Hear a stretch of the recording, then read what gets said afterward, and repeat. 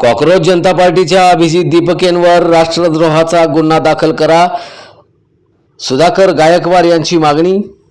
Cockroach जनता पार्टीचे संस्थापक अभिजित दीपके यांच्याकडून सरन्यायाधीशांच्या वक्तव्याचा विपर्यास केला जात असून यामुळे देशाच्या न्यायव्यवस्थेवर बोट ठेवण्याचा प्रयत्न केला जात असल्यानं सर्वसामान्य जनतेचा न्यायव्यवस्थेवरील विश्वास उडेल. तसंच या माध्यमातून देशातील तरुणांची माथी भडकवण्याचा प्रयत्न केला जात असल्यानं अभिजित दीपके यांच्यावर राष्ट्रद्रोहाचा गुन्हा दाखल करण्यात यावा अशी मागणी राष्ट्रविकास सेनेचे संस्थापक अध्यक्ष सुधाकर गायकवाड यांनी केली आहे. पाहूया. नमस्कार. सध्या देशामध्ये कॉक्रोच जनता पार्टीनं खूप मोठा धुमाकूळ घातलेला आहे आणि या कॉक्रोच जनता पार्टीनं काही मुद्दे या देश पातळीवरचे हातात घेतलेले आहेत आणि त्या मुद्द्यांना धरून गेल्या काही दिवसांमध्ये संबंध देशभरामध्ये चर्चेला ऊत आलेला आहे. खरं तर अभिजित दीपके हा या कॉक्रोच जनता पार्टीचा संस्थापक आहे आणि त्यानं भारताचे जे सरन्यायाधीश आहेत त्यांनी सुशिक्षित बेरोजगारांना जी कॉक्रोचची उपमा दिलेली होती आणि त्याचा उपहास करून त्यानं या संबंधामध्ये कॉक्रोच जनता पार्टीची स्थापना केली आणि त्यानंतर केवळ 4 दिवसांमध्ये 1,10,00,000पेक्षाही जास्त इंस्टाग्राम फॉलोअर्स या कॉक्रोच जनता पार्टीचे झाले. परंतु आता संबंध देशभरामध्ये याच्यावर चर्चा होत असताना सांगलीमध्ये राष्ट्रविकास सेनेचे जे संस्थापक अध्यक्ष आहेत सुधाकर गायकवाड यांनी मात्र या अभिजित दीपके यांच्यावर राष्ट्रद्रोहाचा गुन्हा दाखल करावा अशा तऱ्हेची मागणी केलेली आहे. नक्की ही मागणी का केलेली आहे या संदर्भामध्ये आपण त्यांच्याशी बोलणार आहोत. ते आपल्याबरोबर सध्या आहेत. नमस्कार. जय भीम सर. आज जी तुम्ही मागणी केलेली आहे संबंध देशभरामध्ये जे आता सध्या वारं वाहतंय कॉक्रोच जनता पार्टीच्या माध्यमातून, तर त्याचा जो संस्थापक अध्यक्ष आहे अभिजित दीपके याच्यावर राष्ट्रद्रोहाचा गुन्हा दाखल करावा असं का मागणी करणार? कारण मी जी मागणी जी करते राष्ट्रीयची गुन्हा दाखल त्यांच्यावर का करावा, तर एका न्यायाधीशानं जर चुकीचं वक्तव्य केलंय तर त्यांनी न्यायाधीशाकडे त्यांनी पुढच्या पद्धतीनं भांडावं किंवा कोणत्या पद्धतीने त्या पदावरनं खाली करावं तर त्यांनी त्या पद्धतीने खाली करावं.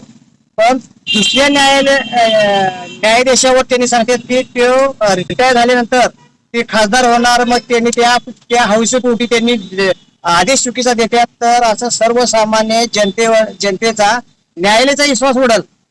त्याच्यामुळं सगळ्या न्यायालयाला तो दोषी ठरवायला आहे. म्हणून भारतीय न्याय घटनेला चुकीच्या पद्धतीने होतं त्याच्या देशद्रोही तात्काळ कारवाई करावी आणि जे युवकांची जे माते भडकवायला आहे ती माते भडकवायची बंद करावी त्यांनी आणि तात्काळ त्याचे गुन्हे दाखल करावे. आता काय सांगाल, कारण न्यायाधीशांची बदनामी या निमित्तानं होते का आणि काय त्याचं मत आहे? 100% न्यायाधीशाची बदनामी झाली म्हणून देशद्रोहाचे गुन्हे दाखल करायला पाहिजे त्याच्यावर ना. ह्याच्यामुळे काय म्हणतोय की न्यायाधीशावर त्यांनी चुकीच्या पद्धतीनं म्हणाले की न्यायाधीशाच्या रिटायर झाल्यानंतर की त्यांना त्या पदावर घेतलं नाही पाहिजे. म्हणजे काय उद्देश त्याचा की डायरेक्ट न्यायाधीशावरच आरोप करायला ना.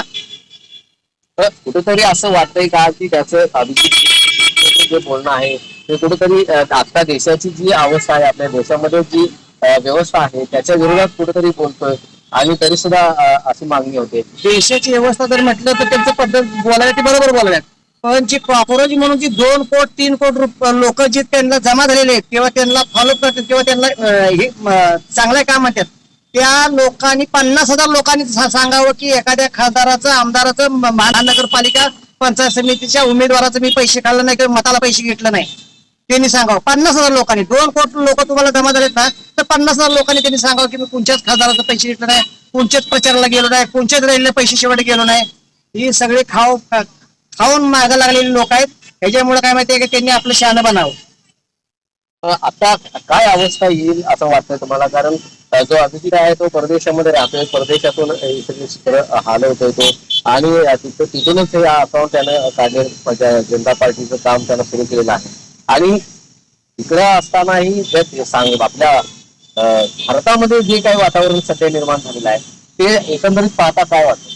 परदेशात राहून भारताच्या न्यायाधीशाची बदनामी करणं याच्यासाठी तर त्यांच्यावर देशद्रोहाची कारवाई करा म्हणलं मी सरकारला. आणि सरकारला माझी कळकळीत विनंती आहे की त्यांच्यावर तात्काळ देशद्रोहाची कारवाई करावी आणि माती भडकवायची त्यांनी बंद केले पाहिजेत. नसेल तर 8 दिवसात मी आंदोलन घेणार आहे. नक्कीच या निमित्तानं कॉक्रोच जनता पार्टीचा जो संस्थापक अध्यक्ष आहे अभिजित दीपके यानं खऱ्या अर्थानं ही जी पार्टी स्थापन केलेली आहे आणि या पार्टीमुळं भारताची जी न्याय व्यवस्था आहे ती न्याय व्यवस्था कुठंतरी